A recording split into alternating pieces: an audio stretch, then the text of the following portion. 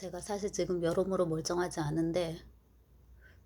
않기 때문에 멀쩡함을 회복하기 위해서 하나 찍습니다. 그 다음에 이제 읽은 책의 인상이 사라지기 전에 또 한번 이제 떠들어 본다 이런 게 있습니다.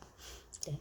한 2주 그 정도쯤 전에 이제 그 니체가 떠올랐는데 두통 때문에 떠올랐어요. 아시겠지만 그 니체가 아버지가 젊은 나이에 이제 돌아가셨는데 뇌질환으로. 그래서 제가 기억하기로는 뇌연화증이었거든요.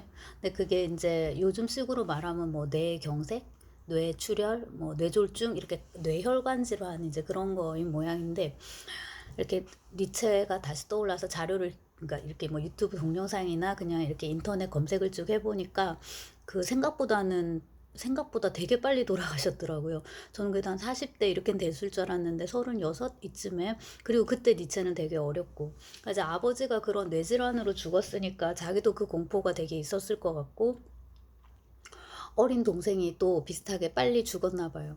그러니까 이제 그 공포가 되게 컸을 것 같고요. 그리고 이제 살아남은 자들의 이제 그 고통인데, 남편이 그렇게 죽었으면 당연히 아들이 그렇게 될 수 있다는 불안이 엄마한테 되게 있었을 것 같고, 당연히.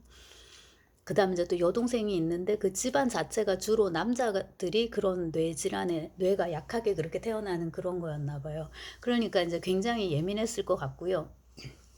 그 다음에 이제 생계인데, 아버지가 목사였는데 죽었으니까 집이랑 이런 걸 비워줘야 되잖아요.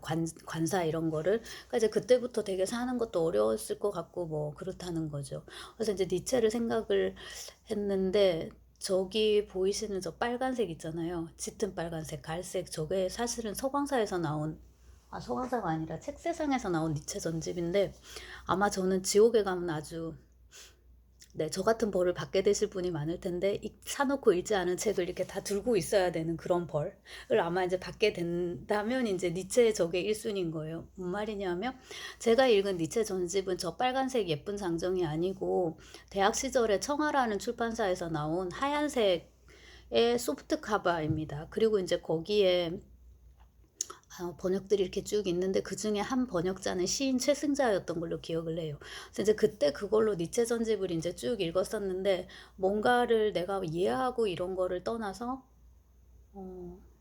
아무튼 니체는 굉장히 우리를 이렇게 끌어당기는 그런 게 있는 것 같아요. 그래서 이제 삶의 어떤 이러저러한 시점에서 떠오르는데, 이번에는 이제 두통 때문에 떠올랐다. 그래서 니체를 이제 좀 오랜만에 이제 생각하게 됐는데, 동시에 니체를 전공한 시인 진은영의 신작 시집을 지금 제가 되게 기다리고 있는데, 그러니까 이제 계속 검색을 하는 거죠. 진은영 이렇게 책이 나왔나 안 나왔나. 근데 책은 안 나왔는데 시집은 안 나왔는데,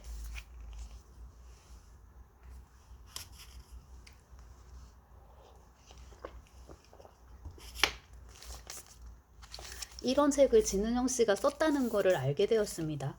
니체의 차라투스트라는 이렇게 말했다 이고요. 웃음과 망치와 열정의 책이라는 이제 부제를 붙였는데, 웃음, 망치, 열정. 망치는 진짜 뜬금없고, 우리가 이 니체, 이게 우상의 왕혼에 나온대요. 그것까지 이제 기억이 안 나는데, 그 김재인 선생님이 그 강의 이렇게 저기 동영상 뜨는 것도 보니까 이게 니체하고 망치를 되게 강조를 많이 하던데, 그냥 모르고 보면 망치는 되게 뜬금없고 마치 그 라스콜리니코프의 도끼 이런 것처럼 되게 뜬금없는데, 아무튼 그렇고요. 그 다음에 이제 웃음은 이제 우리가 떠올릴 수 있는 어떤 게 있죠. 열정 이런 것도 마찬가지고. 그래서 제가 이제 이거를 사가지고 봤는데, 제가 옛날에는 습관 중에 하나가 모든 책은 펼치면 끝까지 다 읽는다 였는데, 30 넘고 나서는 이제 문학이 직업이 되다 보니까, 즉 밥벌이가 되다 보니까 펼치고 다 못 읽는 책이 훨씬 더 많아졌거든요. 그래서 이제 그거에 대해서 스스로를 더 책망하지 않기로, 자책하지 않기로 이제 한지 되게 오래됐는데, 안 그러면 나만 피곤하니까. 근데 이 책은 이제 어린이용이어가지고 요렇거든요. 그 글밥도 적고 이른바 이제 우리 성인책에 비하면. 그래서 어떻게 읽다 보니까 이제 쭉 다 봤는데 되게 잘 썼더라고요. 그래서 좀 놀랐고, 여기 이제 서문에는 진은영 작가 얘기가 나오는데, 시인 얘기가 나오는데 그건 일단 나중에 얘기하고, 맨 먼저는 이제 니체의 전기에 대해서 얘기를 합니다. 근데 저는 니체 여동생 사진을 아마 제가 처음 보진 않았을 텐데 이번에 보고 굉장히 충격 먹었네요. 예쁘다 이런 표현보다는 굉장히 강하고 아, 정말 니체 동생답다라는 생각이 듭니다. 옛날에 태어났으니까 니체의 동생으로 우리에게 이름이 남았지. 만약에 요즘 태어났다면은 이제 그녀도 뭔가가 아니었을까라는 생각을 하게 되는데 이제 니체가 아플 때 많이 이렇게 하고 그 다음에 죽고 나서 뭐야 이런 거 이제 책 내고 하는 걸 많이 도와줬다고 이런 얘기가 나오고 그 다음에 제가 아까 말씀드린 그 머리 두통 그게 되게 이제 심했다고 하는데 시력도 안 좋았다고 여기 써져 있네요. 아, 네, 그래서 되게 막 더 막 최근에 그 니체가 저를 그러니까 제가 더 막 니체를 더 지금 읽고 싶은 그런 네, 그 욕구가 있는데 이제 아시오나타나 이제 이걸로 그리고 이제 니체의 어린 시절을 이 진은영은 어떻게 쓰고 있냐면은 이 사람이 아주 두루두루 공부를 잘하는 건 아니었다. 그러니까 우리식으로 치자면은 이렇게 요즘은 좀 입시 제도가 많이 다르지만 저 때만 해도 서울대, 연고대 이런 데를 가려면 일단 어지간히 싹 다 잘해야 되거든요. 하기 싫어도 다 해야 돼요. 수학을 못해도 무조건 어느 정도는 해야 되고 과학도 문과냐 이과냐에 따라서 조금 고를 수 있지만 우리 학교는 지구과학을 골라서 우린 지구과학을 했고요. 뭐 그런 식으로 하는데 요구되는 과목이 되게 많아요. 근데 이제 그런 식으로 공부한 친구가 아니라는 거죠. 못하는 건 되게 못했다. 그러니까 고전어를 되게 잘했는데 반면에 그 당시의 현대 유럽어, 그러니까 뭐 이탈리아어 이런 거. 그런 거를 그렇게 잘하진 않았다라고 이제 얘기를 한단 말이에요. 그래서 모범적이고 규칙적인 편이었지만 타고난 천재는 아니었다. 이거를 되게 강조를 하고 모든 거를 다 잘하는 그런 모범생이 아니라 뭐야 자기가 좋아하는 거 하나를 잘하는 그런 아이였다라는 거를 작가가 되게 강조를 하더라고요. 근데 제가 이거를 보면서도 또 든 생각이 저는 이제 도스옙스키를 전공하니까 많은 도스옙스키 전공자들이 있는데 국내에도 각자 자기가 보고 싶은 도스옙스키를 봐요. 그러니까 이 니체는 시인이자 철학자 진은영이 본 니체인 거죠.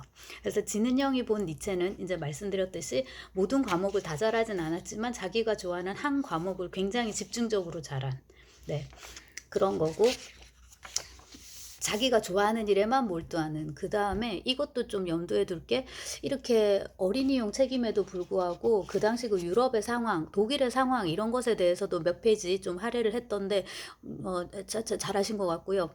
니체는 독일에서 문화적으로나 경제적으로 가장 발달한 도시 출신도 아니었다.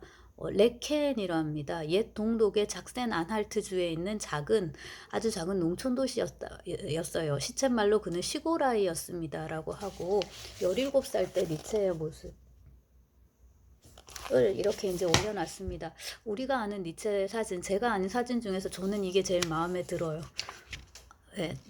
그 진은영 씨는 조금 다르게 쓰셨지만 이렇게 모범생으로 보이고 제 얼굴이 이게 제일 잘생겼어요. 그래서 이제 이거는 돈도 별로 없었고 그 다음에 이게 되게 중요한데 건강하지 않았고 그 집안에 있는 그 단명의 유전자가 굉장히 이 어린 소년을 이제 뭐라고 할까 그러니까 불안과 우울 그런 거를 이제 계속 줬을 것 같은데 그게 이제 오히려 역설적으로 우리가 아는 오늘날의 니체를 만들지 않았을까 싶고요. 그 다음에 이게 이 코수염 기른 니체가 우리가 아는 그 니체잖아요. 근데 제가 이 사진이 되게 마음에 안 드는데 아마 이제 그 앞에 쓰신 걸 보고 생각해 보니까 시력이 많이 나빴으니까 이제 안경 도수 이런 것도 좀 있었을 것 같고 그 다음에 워낙에 어린 나이에 교수가 됐기 때문에 24살에 바젤 대학에 이게 좀 더 나이 들어 보이게 하기 위해서 일부러 이제 이렇게 코수염 같은 걸 붙여가지고 조금 근엄해 보이게 학생들과 좀 거리를 두기 위해서 좀 노력을 그렇게 했고 그게 이제 표현된 사진이었나 봐요. 아무튼 그렇다고 해도 좀 마음에 안 드는 거고요. 이 니체 얘기를 이제 쭉 하다가 이제 니체가 이제 아팠잖아요. 막판도 아니고 중간판이지. 급한 중판에 아파가지고 아주 교수도 때려치우고 그게 이제 생각해 보면 계속 몸이 아파오니까 제가 아까 두통 하는데 이 두통이 니체의 두통이 그냥 우리 저기 뭐 타이레놀 이런 거 하나 먹고 가라는 수준의 두통이 아니라 거의 아무 일도 할 수 없는 수준의 그런 두통이었었나 봐요. 그렇겠죠. 그리고 이제 이게 마지막에 이제 니체도 뇌질환으로 가게 되니까 그게 이렇게 어느 하루 아침에 빡 터지는 게 아닌 거잖아요. 뭐 교모세포종, 뭐 뇌종양 이런 거 아닌 다음에는 이제 일정 부분 서서히 진행됐을 거라고 생각을 해보면 그 두통의 정도가 되게 심했을 것 같고 그 진짜 병마와 싸우면서 우리가 아는 이제 그런 저작들을 이제 쭉 썼단 말이죠. 다른 한편으로는 제정신이 너무 아니어가지고 그렇게 과격한 저작을 쓰지 않았나. 에케 호모인가요? 이 사람을 보라. 그것도 나는 왜 이렇게 똑똑한가? 나는 왜 이렇게 뭐 훌륭한 책을 썼나? 뭐 이런 식의 말들이 그 책에 들어 있었던 것 같은데 맨정신이 고서야 그런 책을 씹단 말이죠. 아무튼 그래서 이제 고통 속에서 이렇게 이제 많은 업적을 남긴 사람인데 여기서 작가가 되게 예쁜 말을 해주고 있습니다. 이게 이제 어린이 내지는 청소년 책이라서요. 여러분, 너무 힘든 순간이 찾아오면 친구에게 달려가 불평하거나 울어도 괜찮아요. 실컷 슬퍼한 다음 돌아서서 다시 한번 힘을 내면 되니까요. 우리는 살면서 매 순간 허약한 자기를 극복할 필요를 느낍니다. 강한 자를 보호하는 법, 끝없는 자기 극복, 그러기 위해 영혼 회귀 사상을 받아들여야 할 필요성. 니체의 위대한 책 자라투스트라는 이렇게 말했다는 바로 이런 주제들을 다루고 있습니다. 그래서 제가 지금 이거를 굳이 찍는 이유가 뭐냐면 저 자신을 지금 위로하기 위해서이기도 하고요. 여러분도 지금 다 힘들 텐데 위로 받으시라. 그러니까 여기서 힘들면 친구한테 달려가서 울어도 돼요, 이거. 네, 그런 거거든요. 그리고 이제 여기 그 책에 대한 어떤 이런 교과서적인 정보들, 자라투스트라는 누구인가, 뭐 조로아스터의 창시교다 이런 거는 이제